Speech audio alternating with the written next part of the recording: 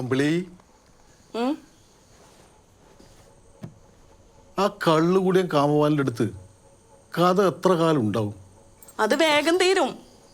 സദാരാമ ഒരാണിന്റെ വേഷം കെട്ടിയിട്ട് കാമബാലിന്റെ വീട്ടിൽ നിന്ന് രക്ഷപ്പെട്ടിട്ട് കുന്തള രാജ്യത്തെത്തും. അവിടെ പ്രതാപവർമ്മ മഹാരാജാവിന്റെ മോളുണ്ട് പത്മാവതി. അവരെ കല്യാണം കഴിയുന്ന ദിവസം ഒരു ഗന്ധർവം വന്നിട്ട് ഭർത്താക്കന്മാരെ കൊല്ലും.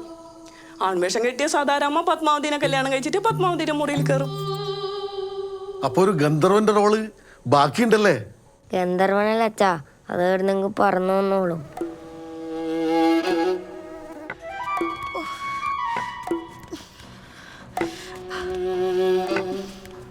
സുരേഷ, നിന്നെ സഹിക്കാം, അതിപ്പോ വേറെ വഴിയില്ലല്ലോ.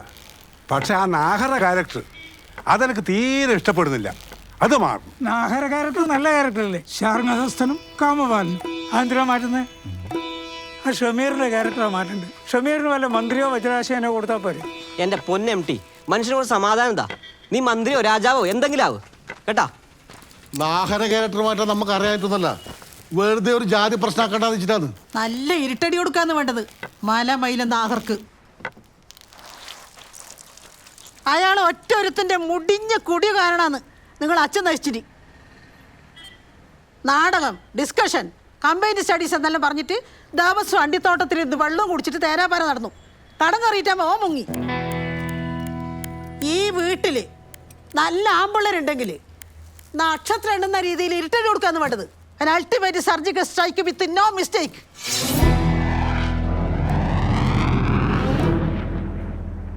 പറ്റോ? നിനക്ക് പറ്റോ? എനക്ക് പറ്റും. നിങ്ങൾ ആണുങ്ങല്ലല്ല, എം ടിക്ക് പറ്റുമോ? അതിന് ഞാനീ വീട്ടിലല്ലല്ല. പറ്റുമെങ്കിൽ നിങ്ങൾ വജ്രാശയനല്ല, ഗന്ധർവനാണ് ഗന്ധർവൻ. ആ അതോടെ സുരേഷ. പിന്നെ ഗന്ധർവനല്ലേ മെയിൻ? കുന്തള രാജ്യത്തെ രാജാവിന്റെ മോള് പത്മാവതിയുടെ ഭർത്താക്കന്മാരാ. ആദ്യ രാത്രിയിൽ കിടപ്പറയിൽ ചെന്ന് കൊല്ലുന്ന ഗന്ധർവൻ. വെറുതെ താടിയിട്ട് ഇളക്കിയിട്ട് വികാരപരിതനായിട്ട് ഡയലോഗ് വിട്ടിട്ടൊന്നും ഒരു കാര്യമില്ല. ആ നാഹര അടി നിർത്താൻ പറ്റുവാ? അത് പറ. I can try. നാഹർ അടി നിർത്തണമെങ്കിൽ നമ്മ അടി തുടങ്ങേണ്ടി വരും. എന്നാ ബാക്കി സീൻ വായിക്കല്ലേ? ഈ പുഷ്പാങ്കതൻ ജനസമ്മതനായ രാജാവാണല്ലോ. സദാരാമയെ കല്യാണം കഴിക്കുന്നതോടുകൂടി അവളുടെ രാജ്യം കൂടി അയാൾക്കാവും. അങ്ങനെ കാഷായ വസ്ത്രധാരികള്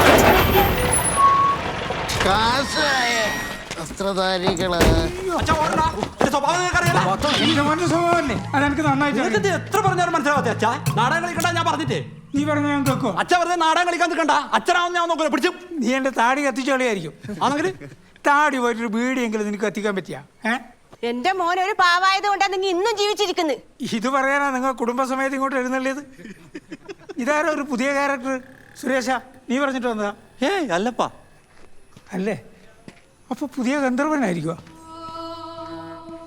എന്റെ എക്കണോമിക്സ് മാഷാന്ന് അച്ഛാ അത്. അച്ഛനെ കൂട്ടിയിട്ട് ക്ലാസ് കയറിയാൽ മതി എന്ന് പറഞ്ഞു. അച്ഛനില്ലാത്ത കുട്ടിയാന്ന് പറഞ്ഞാൽ പോരായിരുന്നാ? ഓടെ എക്കണോമിക്സ് പുസ്തകത്തിന് നിങ്ങളെ സദാരാമ നിങ്ങളോട് പറഞ്ഞ ഓളെ നാടകത്തിൽ തിലോത്തമയാക്കാന്ന്. ഞാൻ അങ്ങനെയൊന്നും പറഞ്ഞിട്ടില്ല.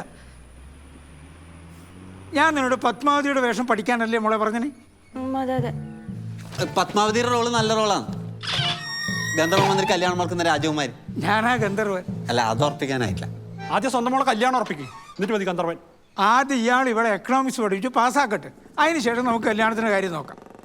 സുരേഷ, നീ ഒറ്റ ഒരുത്തിനെ ഇതിനെല്ലാം വളം വെച്ചു കൊടുക്കുന്നു കേട്ടോ. നിനക്ക് ഞാൻ വെച്ചിട്ടുണ്ട് പാട്ടിനിക്കഞ്ഞി.